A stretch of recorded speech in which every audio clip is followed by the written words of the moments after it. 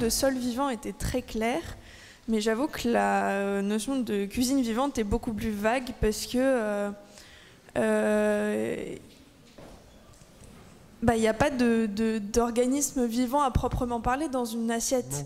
Quand Jean-Luc nous a invités pour parler de ce sujet, moi j'étais comme vous très embarrassé. Je suis allé regarder sur internet, il y a des définitions effectivement de ce qu'est la cuisine vivante. Je crois que effectivement la vraie philosophie qui sous-tend cette définition, c'est comment rester au plus près de la nature. Donc c'est de travailler les saisons, les circuits courts, les cycles courts, comment effectivement aller du champ à l'assiette le plus rapidement possible. Alors il y a un monsieur ici, un chef restaurateur qui nous dit « moi j'ai mon potager à côté de mon restaurant », ça c'est génial, parce qu'effectivement on cueille ses légumes, on les pèle, on les cuit ou on les cuisine à cru dans un espace-temps qui est extrêmement court. Donc c'est formidable parce qu'on garde tous les nutriments. Il est évident que dans une restauration dite rapide ou à plus grande échelle, c'est ça l'enjeu, la difficulté. C'est d'éviter la tentation du surgelé, d'éviter la tentation de la conserve, quoique, hors saison, ça peut être chouette, la conserve, effectivement. Donc c'est comment se poser systématiquement la question de essayons de rester au plus près de la nature, au plus près des cycles, au plus près des saisons. Et typiquement, nous, on a arrêté la tomate fraîche en hiver. Bon, mais pendant 15 ans, on l'a fait. Et ça fait maintenant 4 ans qu'on ne le fait plus. Et nos clients sont ravis. D'ailleurs, il y a des recettes où on est passé en tomates semi-confites. Ils trouvent ça meilleur. Donc, voilà. Alors, mais il n'y a pas effectivement, de recette miracle. Il faut simplement, comme le disait Pascal, réfléchir, se renseigner et essayer de redonner du sens à chaque chose que l'on fait. C'est aussi peut-être refaire de la cuisine un acte vivant. Quand je parlais aussi de réimpliquer les gens au quotidien, chacun chez soi, se réapproprier la cuisine, ne pas être dans le tout près, dans le rapide, dans vite, je me nourris vite fait, mais de refaire de l'acte de s'alimenter quelque chose d'important, d'un moment privilégié. C'est ça aussi la cuisine vivante. Et c'est aussi peut-être retrouver le rythme de la nature, c'est-à-dire être peut-être sortir de l'ultra-consommation, revenir sur des rythmes plus restreints, de repartir aussi sur des modes de préparation, vous l'aviez abordé, la lactofermentation, etc. Ce sont des choses qui prennent du temps, mais qui permettent aussi d'aborder une nutrition différente. Donc c'est aussi cet aspect-là, c'est remettre du vivant dans la cuisine. Moi, peut-être que je pourrais te dire, si je voulais répondre plus précisément, qu'au final, c'est un compromis. La cuisine vivante, c'est peut-être plus précisément cuisiner à partir de produits vivants, confère la définition qu'on en a donnée dans la première partie de l'après-midi, donc des produits issus de sols vivants.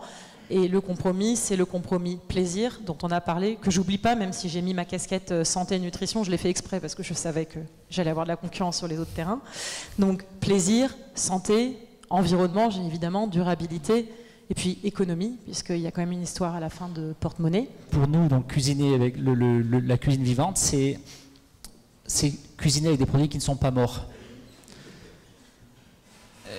Parce que je pense à l'ikejime.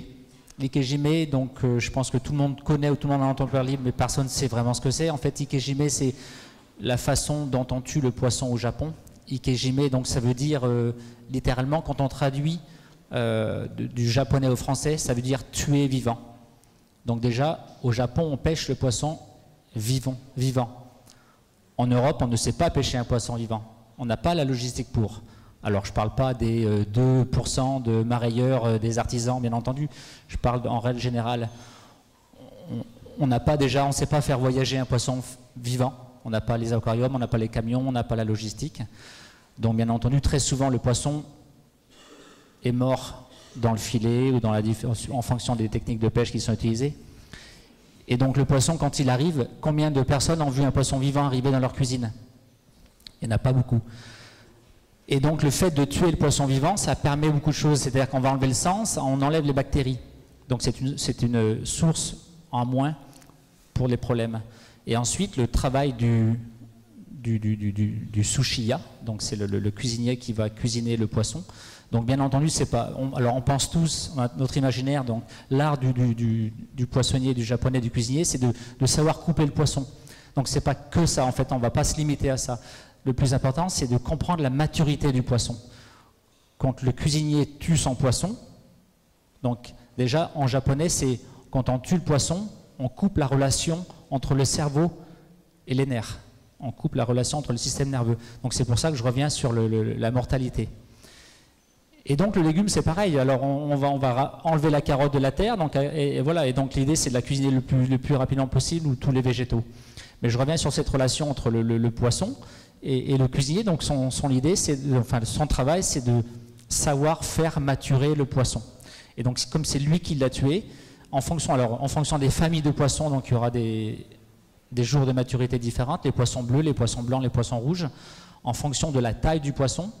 Donc c'est comme nous, notre savoir-faire avec nos volailles ou nos viandes, on va faire maturer nos viandes. Donc je ne sais pas, une caille ou un canard, c'est différent d'une oie ou d'une dinde parce que la taille est différente. Donc ce ne sera pas le même nombre de jours de maturation. Donc ça, c'était par rapport au vivant, et par rapport à la mort, c'est une notion importante en cuisine.